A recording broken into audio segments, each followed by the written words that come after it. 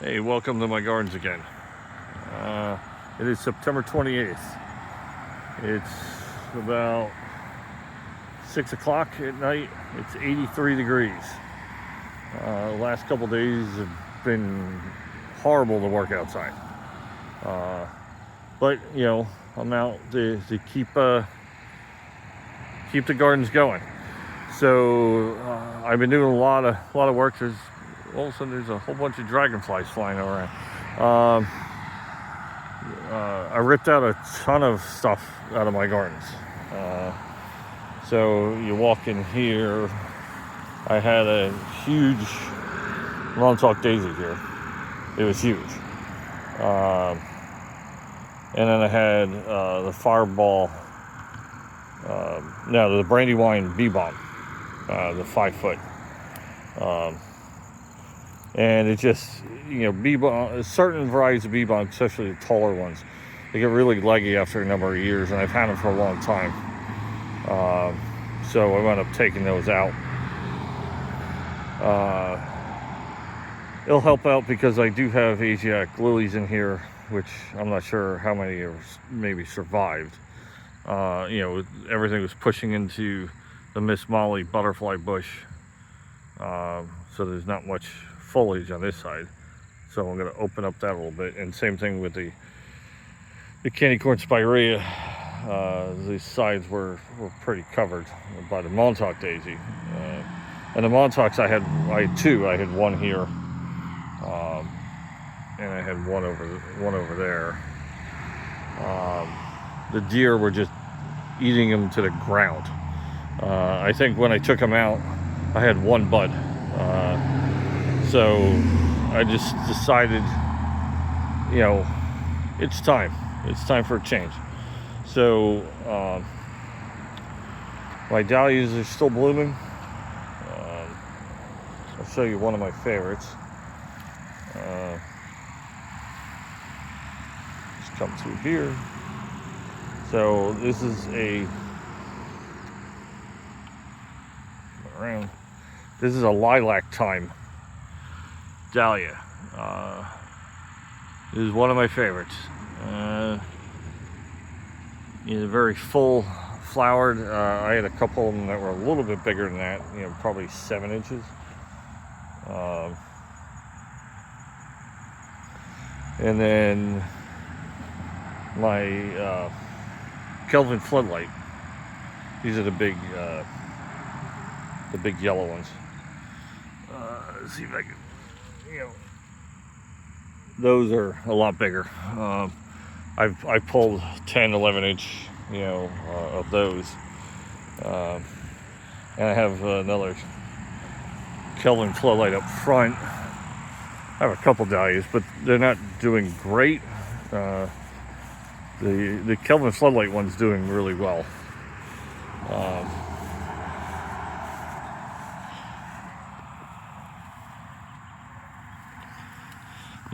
These are, I'm looking for, so I was looking for something else, but these are hot lip salvia. I have a bunch of these.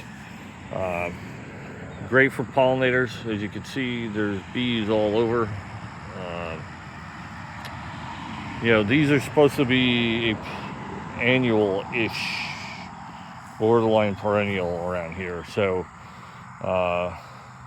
we'll see. I love them though. I'll put them in again, even if they don't survive. But a lot of things are coming to an end. Joe Pyeweed, I need a dead head off. So there's my other Kelvin floodlight.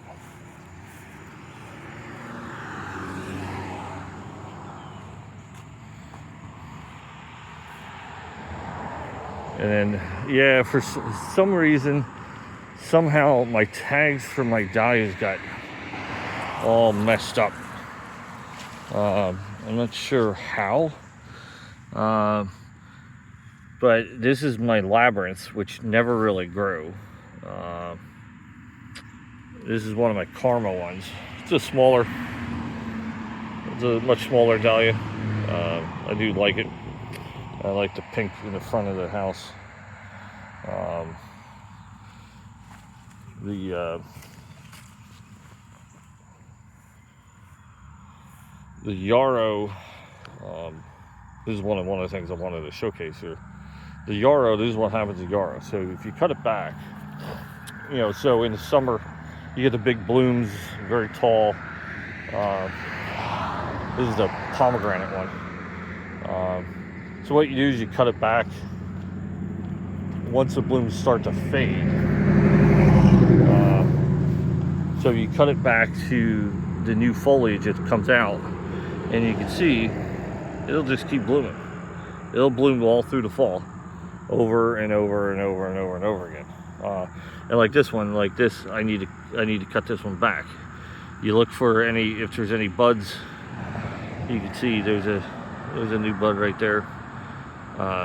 So you could trim these all out, and it'll just keep blooming. And like, here's a perfect example. Cut this top one off, and you have 2 new buds there and there. So you just get a couple more flowers throughout the fall. It'll keep blooming. My sedum, my autumn joy sedum, is doing really well this year. The blanket flowers, the turtle heads, I'm not loving anymore. I'll show you. So over here, more yarrow. So again, if you cut this off, they start fading, because that's the color they should be. Once you start fading, you cut these back, and you see you get more blooms. So I took everything out of here. So these were all hot lips turtle heads. And there was a couple flocks in there which got ripped out by accident. They just didn't like it here. And like every day I had to water them. It was almost like a hydrangea. They kept drooping. They're not that showy. So I took all those out. And here's where my other Montauk was. So I'm gonna put something else in there. I got a couple. I got a bluebeard. This is a Beyond Pink bluebeard, and you see, bees are already working on it. I just brought it home about 20 minutes ago. Agastache, it's a pink pearl. I got more false sunflowers, the Burning Heart, and I still got a couple things left over. It's a Heliopsis ironweed. I got a pugster, a butterfly bush, and then I got a new variety of beard tongue. Which one is this? This is a pristine lilac. And then the Black Beauty lilies. So these will get like 4 to 6, 7 feet tall, depending. So what I was thinking is putting them here. I could do, 1, 2, 3 right through there. So they're taller, and I'll put more low stuff. These are my early scout peony. They come up usually in March, and that's when they actually bloom. It's a a la early scout. So a bunch of stuff I just got, I'll put in here, and in that other area where I had my my other Montauk. For the most part, everything in this new section, you can go back and look at my videos. This was all done in April. Everything here, I think I lost 2 plants. My one desert coreopsis, I had one there. I think that was a combination of not a good spot, and also it got trampled by the deer. So my lemon drops are blooming again. Salvia is always a great plant. It just, as long as you deadhead them. So when you get ones like this,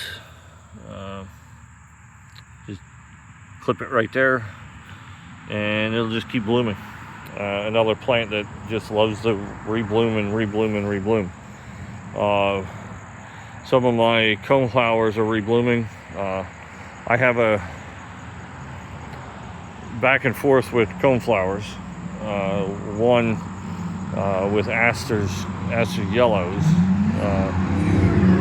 and the disease that spreads through them, so I lose them all. But then I want coneflowers because it's one of my favorite. But then also with coneflowers, do you deadhead them or not? I deadhead some of the ornamental ones because I want them to rebloom. Some of the larger variety and the standard variety, like the it's a Merlot, so it's a tall, 3 foot, 3.5 feet, and I don't deadhead these. As you can see, the reason why, because the finches come around and strip them and eat all the seeds. So I just leave them. Here's one of the beauties of having a garden. As you see, my tomato plant is huge tomato plant growing in my garden, basically into my agastache. I'm letting it go. It's got tons and tons of tomatoes, more likely cherry, but I'm not quite sure because I don't know what it is, because I didn't plant cherry tomatoes. I have cherry tomatoes inside in my hydroponic unit. The tomatoes I have are a dwarf variety of beefsteak, so the plant itself only gets 3 feet tall, which are basically coming to an end. It's got a batch of tomatoes I probably got to take off too. Just haven't had much time. So yeah, this is how big this variety of it's a dwarf beefsteak, and they're much larger tomatoes. The big batches we got were like 3-inch. And as you see, there's a couple white iris that I have. They're rebloomers. They will bloom at least twice. They'll bloom in the spring and they'll bloom again now. Come through here.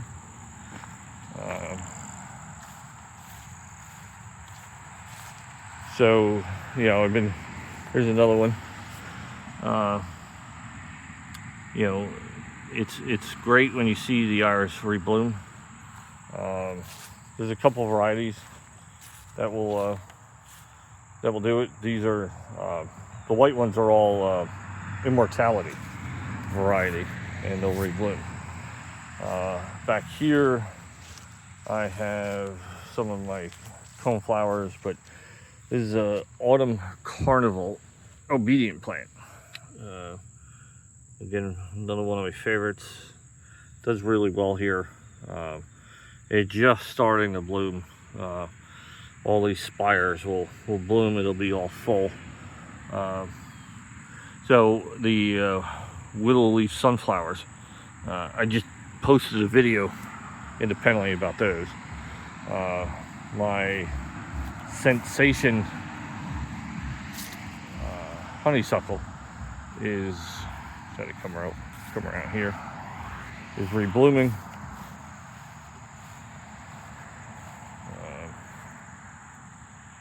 My roses are getting out of control. I need to, that's a day job. I need to wire them back up. and then deadhead and cut them all back for the season. And then the back, I've been doing more work. I'll show you, surprisingly, the big purple mound. My New England asters actually bloomed.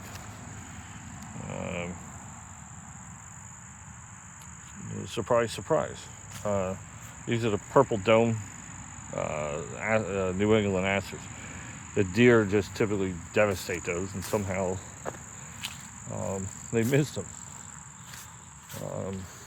Yeah, so we've going through different things. Yeah, well, I'm waiting to see the Amsonia. These are string theory, the name of them. These will turn like a gold yellow. Probably later, probably in October. I got another batch of broccoli. Hopefully does better than my bush beans and zucchini, which we're all eating. Everything in the back, I've ripped out some of the heucheras, corbels, whatever people call them. Some of the more fancy varieties and colors just don't seem to do well. Yeah, I've been ripping out, let's see, the sweet woodruff is basically all died off. I had a whole huge patches of it here, and I ripped it all out. It was probably 5 years old. Fairly drought tolerant, and it just didn't do well. I've had the same ones here for about 4 years, and they're not doing well. So one of the things I put back here, because I'm still struggling to try to find something that works in the back, I put in 2 summer sweets, one there and one here. It's such an odd place, this whole backyard. And my scamia is dying, the only one I got left. It was a bad choice, because I had 4 and they all died. But the summer sweet should do well back here. They like part shade, maybe. We'll see. They do get big. That's kind of the intent. Not much else changed back here. Oh, there goes the bunny. He's still hanging around. He knows where his bread's buttered. So, unfortunately, one of my Concords bit the dust. This is the one that my ex-landscaper butchered with his weed whacker. I had a feeling it was going to die. There's a long story about that and why he's my ex-landscaper. I mow my lawn again. But everything else is doing well on this side, just letting everything settle. Hey, buddy. So for anyone, interesting, so the white flowers, this is snake root.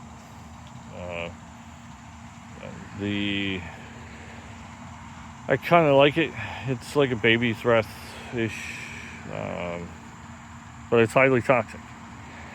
So don't touch it with your hands. Don't pull it out with your bare hands. Use gloves. Wash your hands. Because basically, the story of these is, settlers out in the prairies. It's a native plant. Their cattle would eat it, and many people died from the milk from the cattle because of the snake fruit. So, like if you pull these out by hand and then touch your face or touch your lips, or it's highly toxic. So very beautiful. Kind of fills in this space for now. and through the back. That's what all that is. Even see a goldenrod. But yeah, I leave it because it at least fills in, at least for now. But yeah, highly toxic. It's a PSA for today. And then all my stuff in the front's doing well. Geraniums are rebudding. That's why I love them. You just keep deadheading them, they'll keep coming back. But yeah, that's the fall of 2025. You know, if you have any questions, let me know. Like the video, subscribe, post any questions that you have. I'm always willing to, I'll answer anything, and try to help out. If you have any suggestions, let me know. I try to go over different plants. That's why I posted that one for the willow leaf sunflower, because it's blooming now. And I'll just keep everyone up to date with different plants that I have, because I have a lot of different varieties that, you know, from what I see and talking to people, I have a lot of different varieties that most people have never seen of different plants. So, but yeah, just thanks for watching.